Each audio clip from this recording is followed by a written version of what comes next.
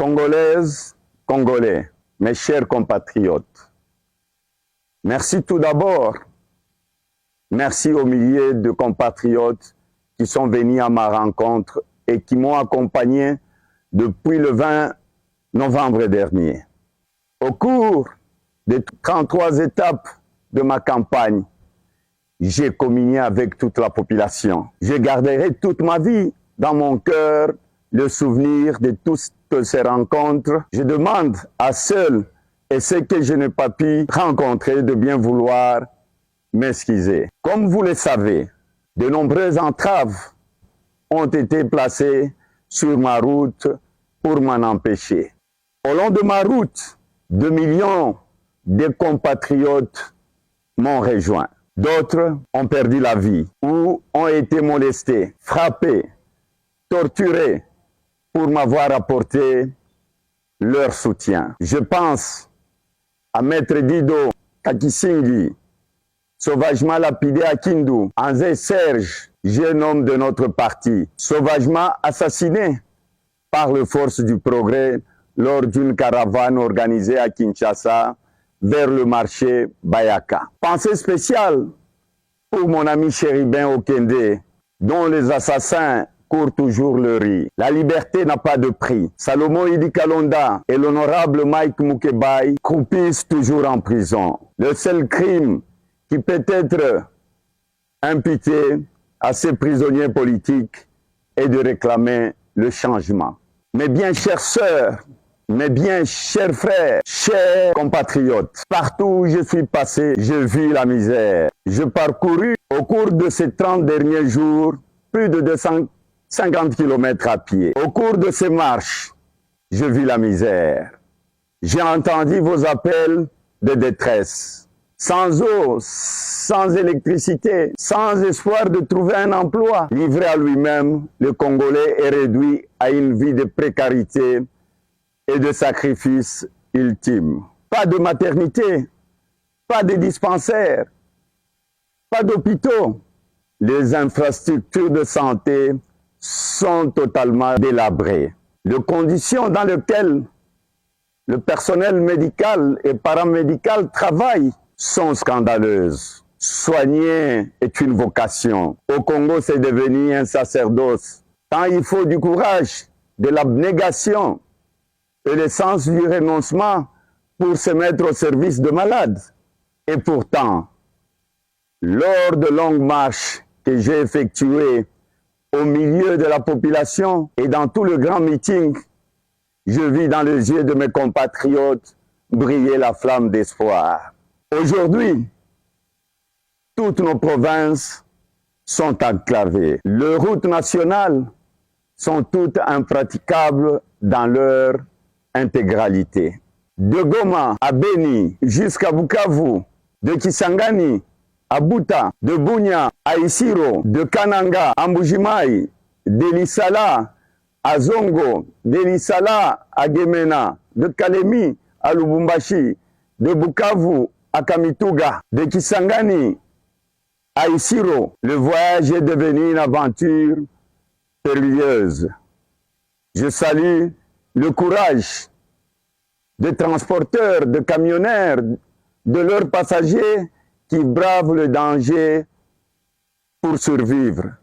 Le réseau routier est à l'abandon. Comme un aveu durant cette campagne, le président candidat ainsi que les alliés, ceux qui devraient rendre compte de l'état des infrastructures routières, ont été obligés de prendre des hélicoptères pour aller devant la population à plusieurs endroits. À chaque décollage, je devine le désarroi de la population abandonnée à son triste sort dans les territoires totalement enclavés, le regard tourné vers le ciel, vers les hélicoptères dont le coût de location aurait pu contribuer à la construction de toutes les routes nationales.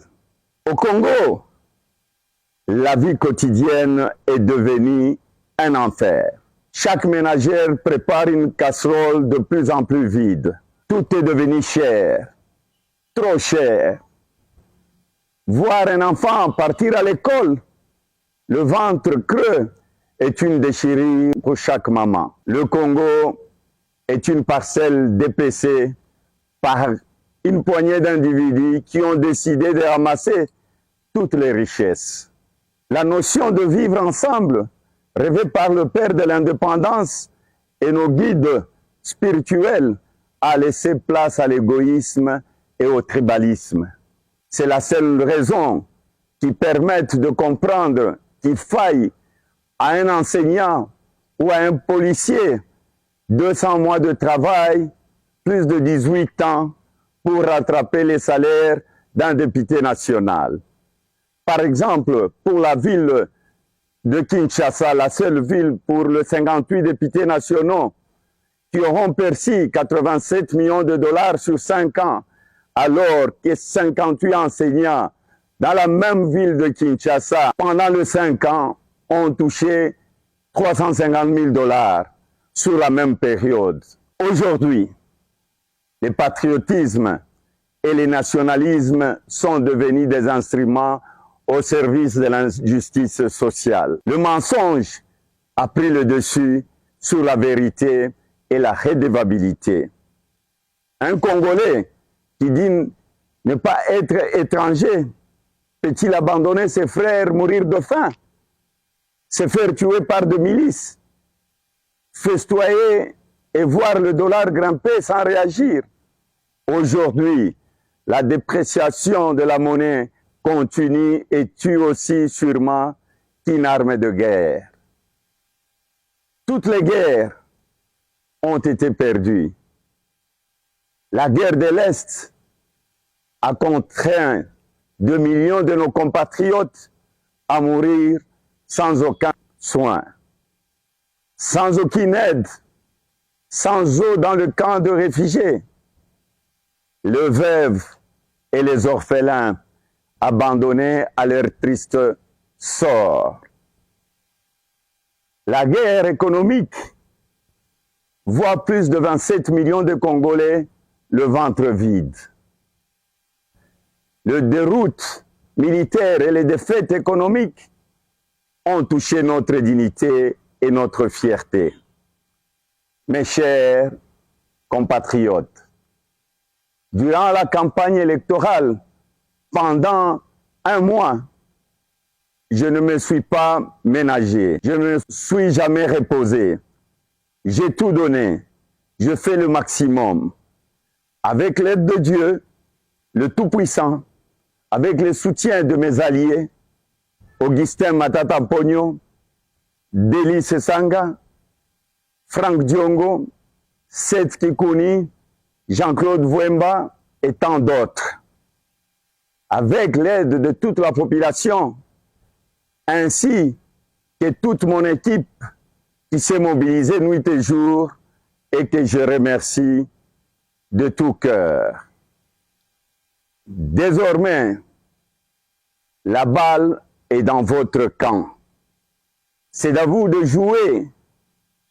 Ce mercredi 20 décembre, je vous invite à aller voter, à voter massivement. Voter pour le numéro 3 comme président et pour nos candidats députés nationaux et provinciaux, à donner un carton rouge à ceux qui ont échoué. Ils doivent quitter le terrain, rentrer au vestiaire. Mais après la première mi-temps, il y a la seconde mi-temps. Une fois que vous avez voté, restez. Restez devant le bureau de vote jusqu'à la fin du dépouillement de bulletins et la publication de résultats.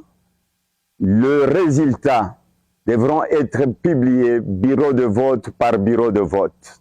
Cette nuit de sacrifice ouvrira la voie vers une vie d'espoir, de liberté et de dignité retrouvée.